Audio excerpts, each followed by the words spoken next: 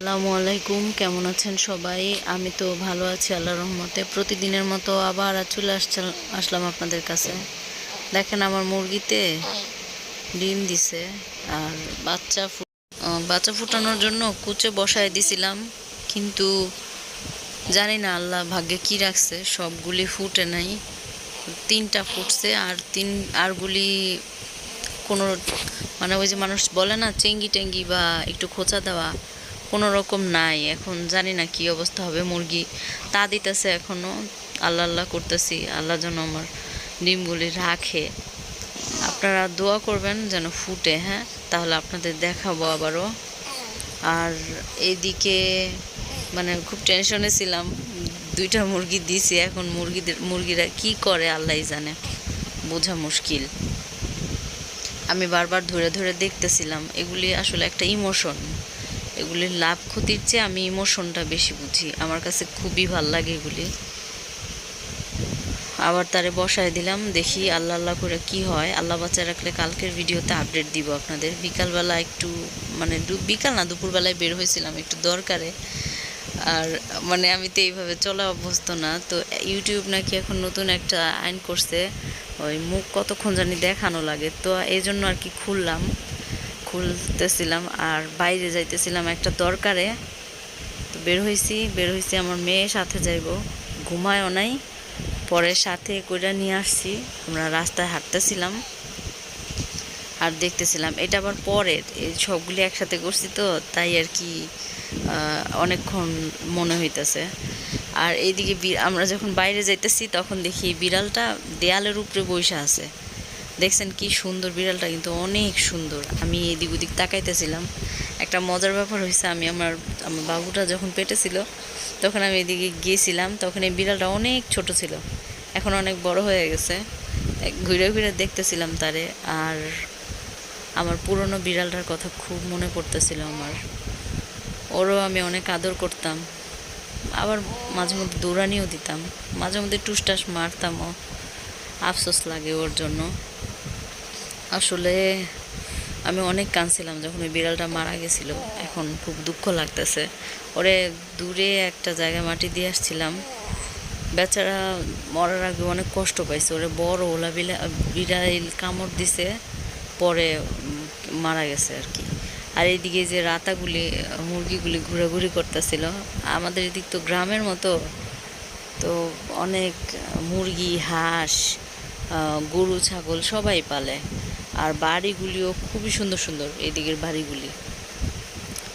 আপনারা যারা সাভার এলাকায় থাকেন তারা ডায়েরি ফার্মের সামনের এলাকাগুলি যদি দেখেন তাহলে বুঝবেন যে এদিকের গ্রাম কত সুন্দর। কথা বলে না বাবা।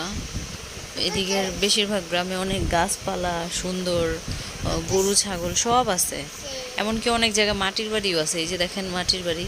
আগে তো এদিকে অনেক মাটির বাড়ি ছিল, কিন্তু এখন তো যুগ পরিবর্তন হইতেছে আস্তে আস্তে। তো ওগুলি পরিবর্তন হয়ে এখন অনেকে বিল্ডিং করছে, অনেকে বহুত বিল্ডিং হয়েছে, কিন্তু মাটির বাড়িগুলি সেই অনেক জায়গায় এখনও রয়ে গেছে। কি একটা ইমোশন, হ্যাঁ? মাটির বাড়িগুলি দেখলে মনে হয় আহারে।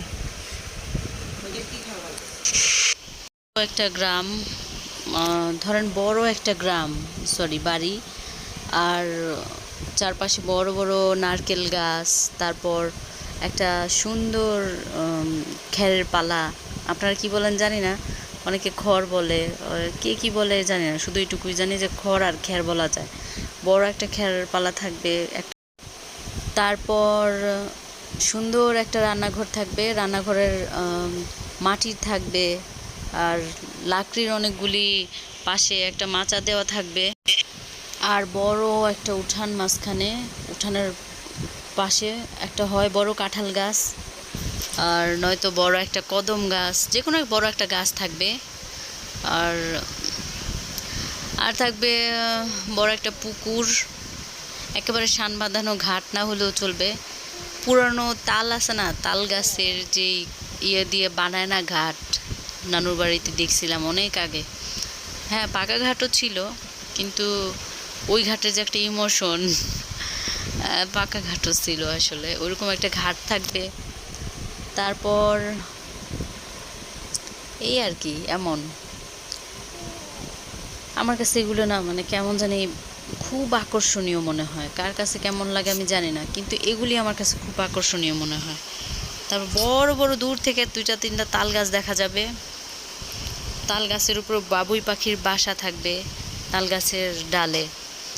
আর সকাল বেলা পাখির কিচিরমিচির শব্দ, বড় বড় সুপারি গাছে সুপারি ধরছে দেখা যাবে, মাটির একটা মিষ্টি গন্ধ থাকবে। মানে কি বলবো, মনে হয় পৃথিবীতে সবচেয়ে বড় শান্তির জায়গা ওইটাই হয়, তাই না? সবখানেই সুখ দুঃখ থাকে, কিন্তু প্রকৃতির ভিতরে যে একটা শান্তি, ওটা অনেক সময় অনেক দুঃখ ভুলায় দেয়, অনেক সময় বাড়ায়ও দেয়, তারপরে ওইটাতেও একটা শান্তি লাগে। আবার নিরিবিলি রাস্তা থাকবে, ক্লান্ত দুপুর, বড় ধান ক্ষেতের পাশে কোনো একটা ঘর, সেখানে গাছের ছায়ায় কেউ বসে আরাম করবে, অনেক মুরব্বীরা ঘুমায়া যাবে, স্কুলে বাচ্চারা ধীরে ধীরে হেঁটে হেঁটে আসবে, অন্যরকম একটা শান্তি। হাঁসের প্যাক প্যাক আওয়াজ, মুরগির কক কক আওয়াজ, তাই না? সন্ধ্যাবেলা সব জায়গায় কুপি বাতি জ্বলতে থাকবে, তারপর হ্যারিকেনের আলোতে অনেকের ঘরের বউ, ঘরের মেয়েরা, ঘরের মারা মুছতে থাকবে। শান্তি। ভালো থাকবেন, দোয়া করবেন।